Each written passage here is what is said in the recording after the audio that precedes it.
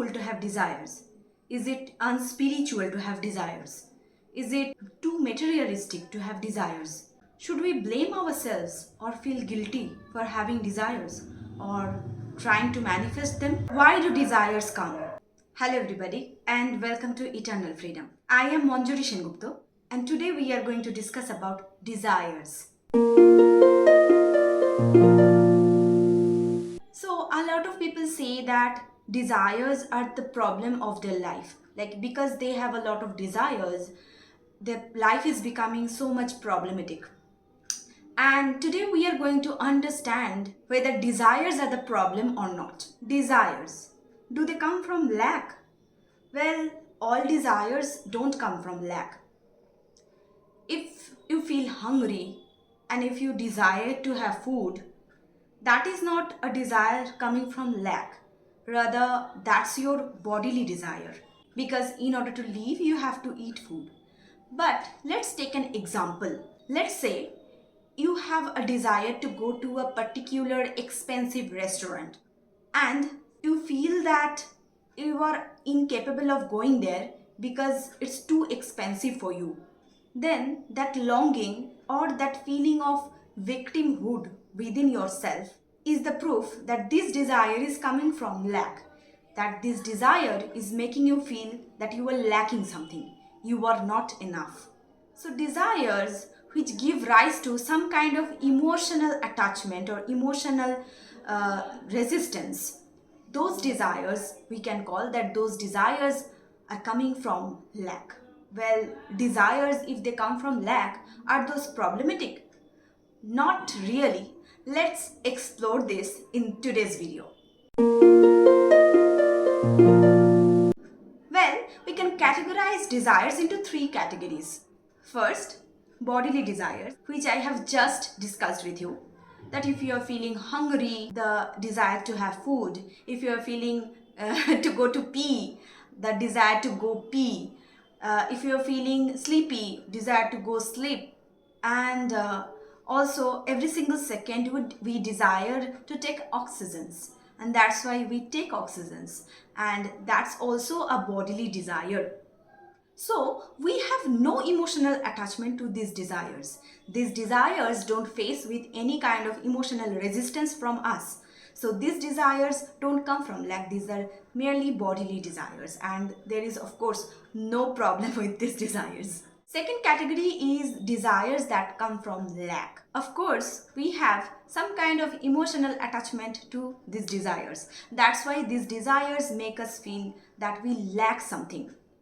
And we feel longing, we feel resistance, we feel pain, we feel frustrated, depressed, and we feel also excited. We tend to fantasize about these desires. These desires seem apparently problematic. These desires are also, to be honest, not problematic, but they seem apparently problematic. Well, a simple example of this desire could be a desire to manifest a specific person. For example, if you desire somebody to be your partner, that desire most of the times gives a sense of lack within you. You feel that you are not enough, or unless and until you get that person, you are not feeling love within you. So you are lacking love, so you are seeking love. Or on the other hand, desire to earn a lot of money or be really rich. There is nothing wrong with these desire to manifest a specific person or desire to manifest more money or another career. There is nothing wrong with these desires, but these desires often come with a lot of sense of lack. For example, if we try to manifest money, we feel that unless and until we get certain amount of money, we are not being able to do this or do that, have this or have that, feel this or feel that. We are not feeling fulfilled, we are not feeling peaceful, we are not feeling happy.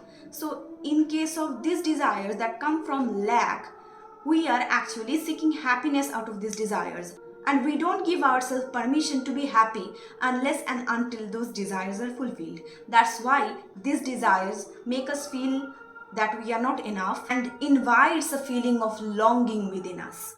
Coming to the third category of desires, that is desires that come from love. These desires don't arise from a feeling of lack, rather arise from a feeling of fulfillment. And we don't seek happiness out of these desires, rather we choose these things from happiness. So we are happy and fulfilled within, we are peaceful within, and we feel like expressing our happiness, expressing our fulfillment by these desires. For example, desires to create something, desires to express yourself, or maybe desires to share this spiritual knowledge.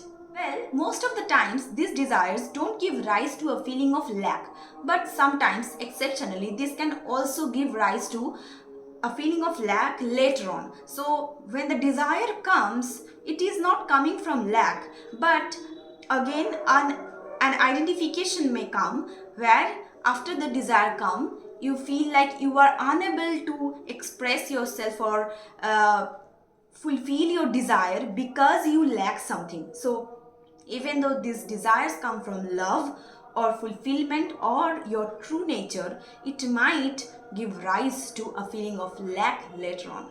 So the question is, which desire is problematic and which desire is not problematic? To be honest, no desires are problematic. It seems apparently that desires that come from lack are problematic, or desires are making us feel lack or making our life problematic. But in reality, desires actually show us what is possible for us. Generally, we live a limited life, and desires show us what is possible for us. Desires show us that we are limitless. And desires come in order to make us understand our true nature, that we are limitless, abundant beings. When we come into this spiritual journey or manifestation journey, we come with some desires. We have some desires within us which we want to fulfill, but we feel that we are not worthy enough, we are not good enough, we need to change ourselves, we have to improve ourselves in order to get those desires. And we feel that once these desires get fulfilled, we will be finally happy. So desires play a very major role here to make us understand that nothing external can finally make us happy. We can only be finally fully happy when we can see and we can understand our true nature. We can understand that we are not this limited human being that we think we are. We are beyond this 3D experience, and we are connected to everything. We are one with everyone and everything. And our true nature is limitlessness, abundance, freedom, fulfillment, peace, and love. You don't have to feel guilty for your desires. All desires are sacred. Neither you have to feel guilty for trying to manifest your desires, because manifestation is a very sacred journey, making you understand your true nature. Thank you so much for watching today's video.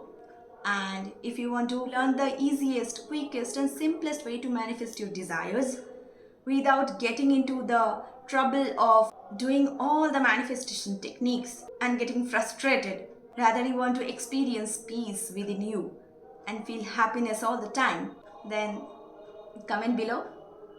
And don't forget to share this video, like and subscribe.